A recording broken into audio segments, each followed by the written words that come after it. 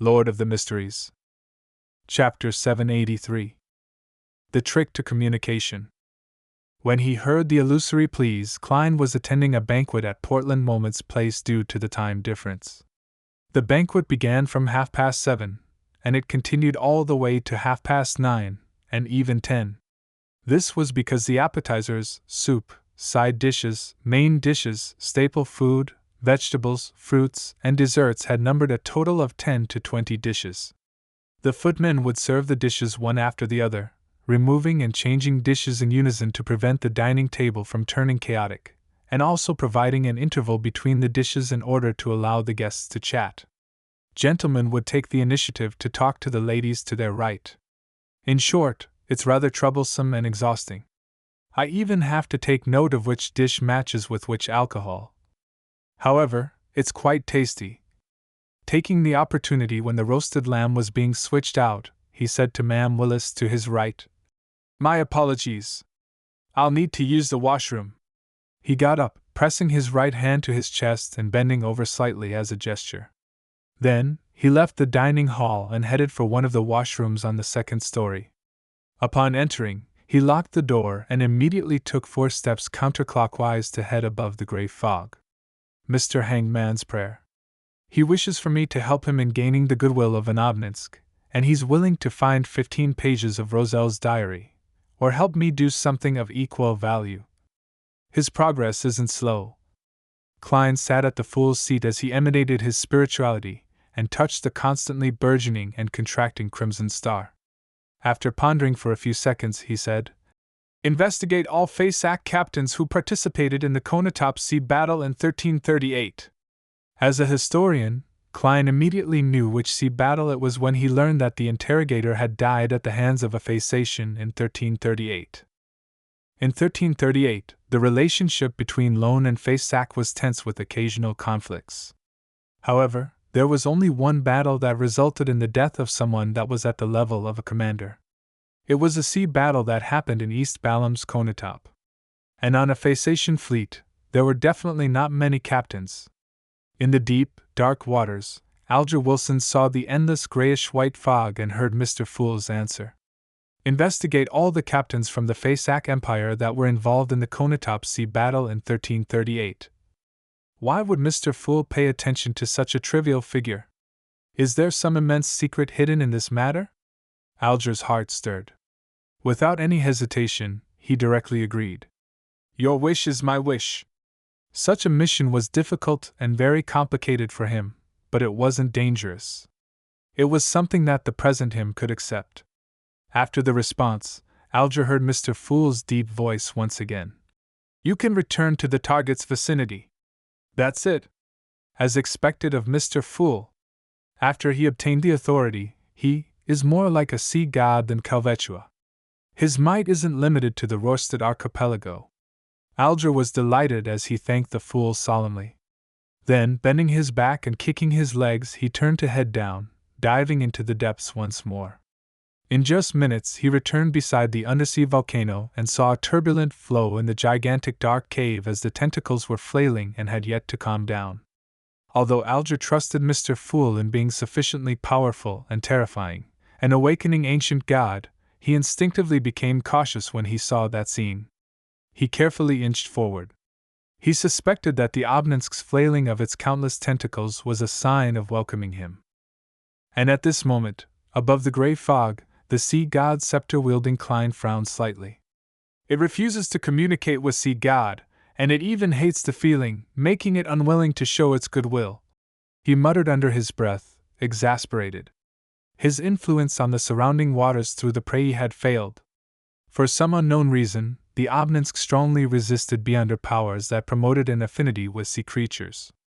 Through the prayer scene, he could see the thick tentacles thrashing about, and he vaguely sensed that the target was infuriated. It was trying to rip apart all living beings that dared approach it. Mr. Hangman has gone over. He's going over. The corners of Klein's mouth twitched as he decided to switch his approach. He raised the sea god's scepter a little higher, allowing the blue gems at the tip light up one after another, emitting a bright, blinding light. Right on the heels of that, he directed the violent aura of lightning storm over, casting it on the Obninsk. The thick tentacles that thrashed about at the bottom of the sea suddenly froze before falling down. They clung close to the seabed as countless green points of lights appeared in the dark cave. Amidst a jarring rumbling sound, a terrifying monster that could devour a sailboat crawled out. Its patterned black body was massive and distorted. It had a total of 3 heads, and each head had more than a dozen eyes. All of them were emitting a green light. The monster then prostrated, appearing as obedient as a trained hound. Indeed, tricks are needed in communication. Klein nodded in satisfaction and once again used the Beyonder affinity powers to make the Obninsk open the mouths of its 3 heads via a psychic connection. This made Alger instantly see 3 dark caves, each of them large enough to provide a sailboat passage inside. Praise be to Mr. Fool. Alger looked at the magnificent scene before him as he couldn't help but mutter inwardly. He didn't waste any time, and he chose the middle head by quickly swimming towards it. A spiraled and warped passage quickly appeared in Alger's vision as the walls were made of flesh. The width was comparable to the bow of the Blue Avenger. Whoosh! Water flowed into the passage, heading right for the deep depths.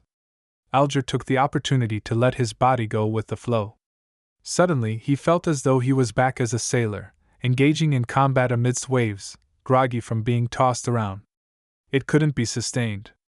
By the time Alger used his Beyonder powers and got a hold of himself, he had already left the tunnel of flesh. He was in a dark, spacious world, with a sticky sensation by his feet. There was a putrid stench everywhere around him. In just a second, Alger realized that the liquid inside was corroding him. He hurriedly produced a water membrane as he made it swell into a transparent sphere. He knew that he was already inside the Obninsk's stomach. Without any hesitation, he took out all the bottles he had long prepared and began concocting the potion. As the supplementary ingredients were thrown into the wide-mouthed metal bottle, they mixed into a dark blue liquid. Following that, Alger carefully threw in a jellyfish that enveloped azure blue seawater in its translucent membrane. The distant and ethereal singing grew in intensity before calming down. In the bottle, there wasn't any ripples or bubbles. The liquid was dark, just like the ocean before a storm. Alger calmed his mind, entered cogitation, and picked up the metal bottle before cleanly downing the ocean songster potion inside. The liquid was cold as it brought about a numbness that slid down his gullet and into his stomach. It then spread throughout his body cells at an unimaginable speed. At that instant, Alger vaguely heard countless voices.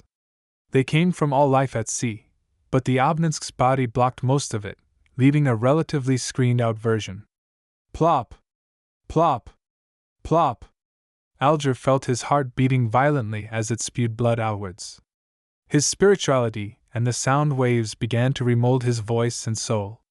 He couldn't help it as he opened his mouth, letting out a loud sigh. Amidst the sigh, Alger felt his spirit body being ripped slightly. As the sound waves spread outwards, they first turned into mottled scales on his skin before pulling out long flesh tendrils that appeared like flailing tentacles. The sound wave continued spreading outwards with his spirit body fragments, making contact with the sticky liquid within the Obninsk's stomach, and they magically bounced back, infusing Alger's body once again. Alger, who was on the brink of losing control, instantly felt better as he seized the opportunity. Without any fear of embarrassing himself, he began singing loudly in a bid to vent the invisible sound waves that would blast his body apart. Rough, messy, off-tuned singing filled with a metallic quality spread outwards, wave after wave, mixing with the numerous spirit body fragments before bouncing back on the Obninsk's sticky stomach walls.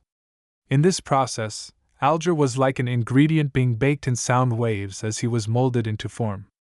Finally, he regained control of his body, and he grasped his spreading spirituality. At last, Alger closed his eyes as a smile couldn't help but appear on his face. He had completed the first goal he had for all these years, to advance to Ocean Songster. I've gained superficial control of lightning, gaining a more all-round underwater mobility, as well as the ability to use singing to affect targets. The latter ability is different because of every person's uniqueness, producing different branching paths. One of them is to use beautiful singing to disrupt an enemy's spirit body, causing him to turn adrift and fall into a daze. Another is to raise one's explosive strength. Another is to simulate a thunderous boom to leave others in awe. And another is to use chaotic and unpleasant singing to leave the enemy frustrated, causing them to lose their rationality. Alger inspected himself as his expression turned a little odd. He soon put these thoughts away, picked up his items, and swam towards the obelisk's mouth before gently tapping on the already closed mouth. The mouth slowly opened as it roared suddenly, spewing out everything in its mouth. Alger instantly felt as though he was in midair, as he nearly collided with a shark. After a series of actions, he surfaced and swam towards the Blue Avenger. Only after the ghost ship's outline was reflected in his eyes did he truly heave a sigh of relief. Alger was only worried that something out of the ordinary would happen to the Blue Avenger while he was advancing. Although an hour or two wasn't a huge problem, there were always all kinds of surprises in this world. After receiving Mr. Hangman's gratitude again, Klein returned to the real world, washed, and dried his hands before leaving the washroom and walking towards the dining hall. As the fragrance of food inundated his olfactory senses once again, he slowly drew a breath as he returned to his seat with a smile. As he gestured to the guests, he sat down. At this point, it was already time for dessert. From the looks of it, I stayed too long in the washroom. I hope that after today there wouldn't be talks about Dwayne Dante's having constipation. Klein silently muttered to himself as he smiled at Ma'am Willis to his right and said, "When I was young, I ate all kinds of strange food in the southern continent. One of them was called tennet tree plums. They taste like bland butter, just like these desserts." He euphemistically explained the reason for his delay by implying that he had weakened his stomach from his younger days.